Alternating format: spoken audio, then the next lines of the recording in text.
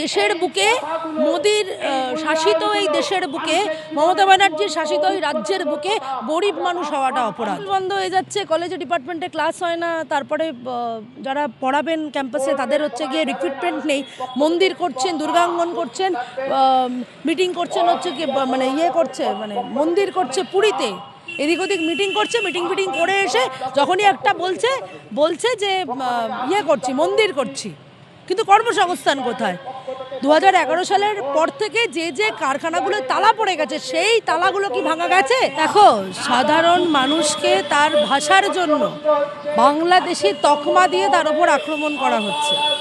আসলে মানুষে বিভাজনের যে মানে ট্যাকটিস এই রাজ্যের সরকার, কেন্দ্রের সরকার হচ্ছে গিয়ে চালাচ্ছে, এইটা আসলে তার সবথেকে জঘন্যতম নিদর্শন আমরা দেখতে পেয়েছি। শুধু বাঙালি বলে না, এই যে পিটিয়ে মেরে ফেলছে, এইটা আসলে লিঞ্চিংয়ের প্রবণতা, মব লিঞ্চিংয়ের প্রবণতা। যে একটা মানুষ সে তার গণতন্ত্রকে এক্সারসাইজ করে নিজের মতো করে আছে, অন্য আরেক দল লোক যে আসলে রাজ্যের কিংবা কেন্দ্রের সরকারের মানে যারা শক্তিতে ক্ষমতায় বসে আছে তাদের হচ্ছে মদতপুষ্ট একদল লোক, তারা হচ্ছে গিয়ে এদের ওপরে নিজেদের সন্দেহ, নিজেদের মনোভাব এটাকে চাপিয়ে দিয়ে তাদের হচ্ছে পিটিয়ে খুন করছে। তুমি আসাম বলছো, উড়িষ্যা বলছো, খোদ কলকাতা শহরের বুকে আজ থেকে প্রায় বছর দুয়েক আগে, খুব বেশিও না, আমাদের বউবাজার মোড়ের কাছে গোয়েনকা কলেজের কাছে একটা SC/ST হস্টেল আছে। সেই SC/ST হস্টেলের সামনে একজন লোককে চোর হতে পারে সেই সন্দেহে তাকে পিটিয়ে মারা হয়েছিল।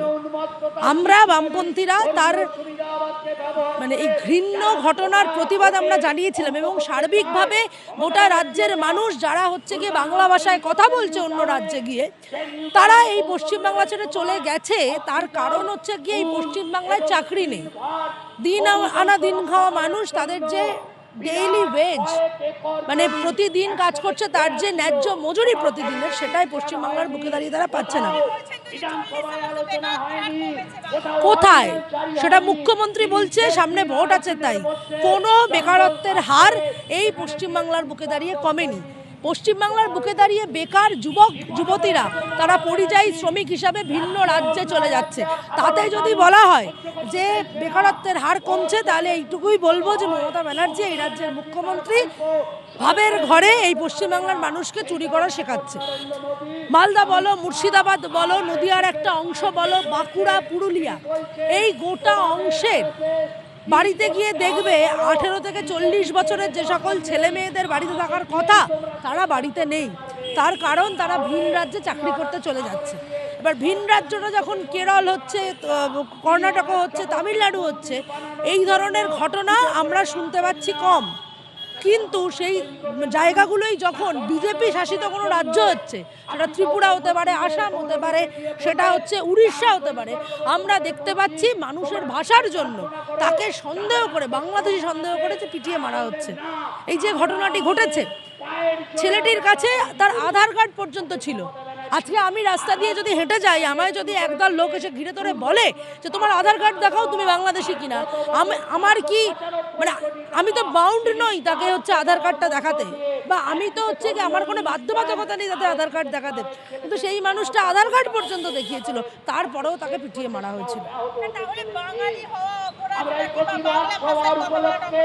এই দেশের বুকে মোদির শাসিত এই দেশের বুকে মমতা ব্যানার্জির শাসিত এই রাজ্যের বুকে গরিব মানুষ হওয়াটা অপরাধ। কোথাও বাংলা ভাষায় কথা বলা কোনো বড় লোককে পিটিয়ে মারছে বাংলাদেশি সন্দেহ, এটা তো দেখা যাচ্ছে না। বারংবার কেন গরিব মানুষদেরই হচ্ছে কি পিটিয়ে হত্যা করা হচ্ছে? এই দেশের বুকে যারা আসলে সবচেয়ে বেশি মানুষকে শোষণ করে গরিব বানাচ্ছে, মানে গরিব আরো গরিব হচ্ছে, বড় লোক আরো বড় লোক হচ্ছে, তাদেরকে হচ্ছে গিয়ে পিটিয়ে মারা হচ্ছে। আসলে কোন ভাষায় কথা বলছে সেটা অপরাধ না, শ্রেণীগতভাবে যে মানুষরা হচ্ছে গিয়ে গরিব, সেই গরিব মানুষের ওপর হচ্ছে গিয়ে মানে একেবারে সংখ্যা লঘুদের, মানে সংখ্যা গুরু যারা, সংখ্যা গুরুদের সংখ্যা লঘুদের ওপর যে আস্ফালন, সেই আস্ফালনটা আবার নতুন করে প্রতিষ্ঠা হচ্ছে।